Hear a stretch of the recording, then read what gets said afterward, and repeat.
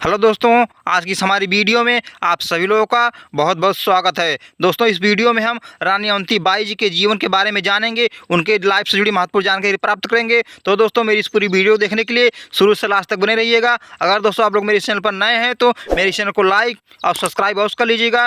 दोस्तों, रानी अवंतीबाई ने कहा था कि देश की रक्षा के लिए कमर कसो या चूड़ी पहनकर घर में बैठो, तुम्हें धर्म इंसान की सौगंध, जो इस कागज का सही पता बैरी को दो। दोस्तों, ये वो शब्द थे जिन्होंने ब्रिटिश साम्राज्य के विरुद्ध विद्रोह का बिगुल बजाने में प्रमुख भूमिका निभाई। वे शब्द जिन्होंने क्रांति की ज्वाला को फैलाने में संविदा का कार्य किया। वे शब्द जिन्होंने इतिहास रच दिया।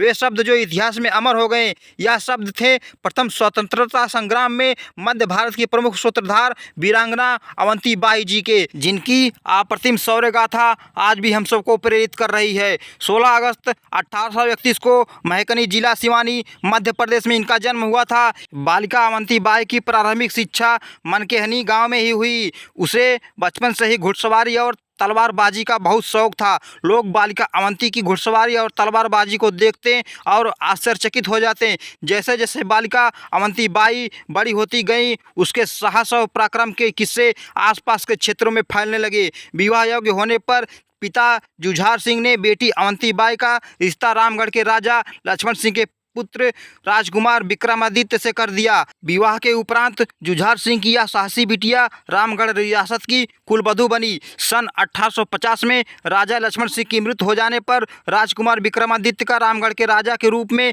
राजतिलक किया गया। लेकिन कुछ समय बाद राजा विक्रमादित्य अस्वस्थ रहने लगे। इनके पुत्र अमान सिंह और शेर सिंह अभी बहुत छोटे थे, अतः राज्य की पूरी देखरेख का जिम्मा अवंतीबाई पर ही आ गया। ऐसी विषम परिस्थिति में अवंतीबाई ने पूरी योग्यता का परिचय देते हुए राजकाज को संभाला और ब्रिटिश शासन के विरुद्ध संघर्ष जारी रखा। उस समय लॉर्ड डलहौजी भारत में ब्रिटिश साम्राज्य का गवर्नर जनरल था। लॉर्ड डलहौजी के समय साम्राज्य विस्तार का कार्य चरम पर था।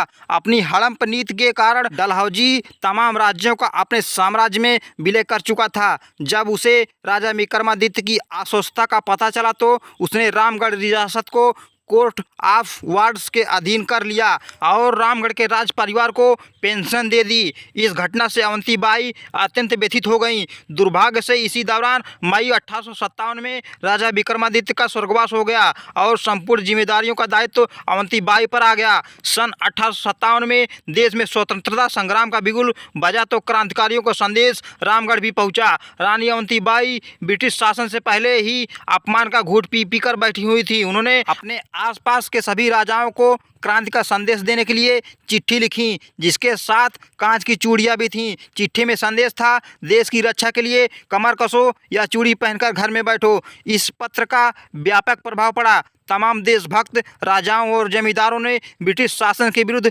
विद्रोह का झंडा उठा लिया। सर्वत्र क्रांति की ज्वाला फैल गई। रानी अवंतीबाई ने अपने राज्य से कोर्ट ऑफ वार्ड के अधिकारियों को खदेड़ दिया और क्रांति की बागडोर अपने हाथों में ले ली। इस समय वीरांगना रानी अवंतीबाई के मध्य भारत की क्रांति का प्रमुख चेहरा बन चुकी थी। रानी के विद्रोह की सूचना से कमिश्नर मेजर इस्काइन आग बबूला हो गया। उसने रानी को आदेश दिया कि वह मंडला के डिप्टी कलेक्टर से मिले। रानी ने इस आदेश को नकार दिया और युद्ध की तैयारियों में जुट गईं। उन्होंने रामगढ़ के किले की मरम्मत कर उसे सुदृढ़ कराया। मध्य भारत के विद्रोही नेता रानी के नेतृत्व में एकजुट हो रहे थे। रानी ने अपने साथियों के साथ हमला करके घुघरी, रामनगर, बिछिया आदि क्षेत्रों में ब्रिटिश राज्य का सफाया कर दिया। इसके पश्चात रानी मंडला पर योजनाबद्ध तरीके से आक्रमण करके ब्रिटिश सेना को धूल चटा दी। इस हार से मंडला का डिप्टी कमिश्नर वाशिंगटन तिलमिला गया और किसी भी प्रकार पराजय का बदला लेने की योजना बनाने लगा। उसने अपनी सेना को पुनर्गठित किया और रामगढ़ के किले पर हमला बोल दिया। ब्रिटिश सेना संख्या बल और युद्ध सामग्री में रानी की सेना से कई गुना ताकतवर थी। रानी ने इस स्थिति को भांपकर किले से बाहर निकलकर देवहारगढ़ पहाड़ियों की ओर प्रस्थान किया। रामगढ़ किले को बुरी तरह ध्वस्त करने के बाद अंग्रेज सेना रानी को खोजते हुए देवहारगढ़ की पहाड़ियों की ओर बढ़ चली। अंग्रेजों ने रानी के पास आत्मसमर्पण का संदेश भिजवाया। रानी ने दृढ़तापूर्वक ललकारते हुए कहा, मुझे यह संदेश अस्वीकार है। मैं युद्ध भूमि में लड़ते लड़ते अपने प्राण दे दूंगी, लेकिन अंग्रेजों के आगे नहीं झुकूंगी। और रानी के उत्तर से तिलमिलाए वाशिंगटन ने रानी को चारों ओर से घेर कर धावा बोल दिया। कई दिनों तक रानी और उनकी जाबाज सेना अंग्रेजों को लोहे के चने चबाती रही, पर संख्या बल और युद्ध सामग्री कम होने के कारण धीरे धीरे रानी अकेली पड़ती गई। युद्ध के दौरान रानी के बाएं हाथ में गोली लगी और उनकी बंदूक छूटकर नीचे गिर गई। नियति रानी पर अंग्रेज चारों ओर से टूट पड़े। अपने आप को चारों ओर से घिरता देख वीरांगना अवंती बाई ने तलवार लेकर यह कहते हुए अपने सीने में उतार ली कि हमारी रानी दुर्गावती ने जीते जी बैरी के हाथ से न छुए जाने का प्रण लिया था।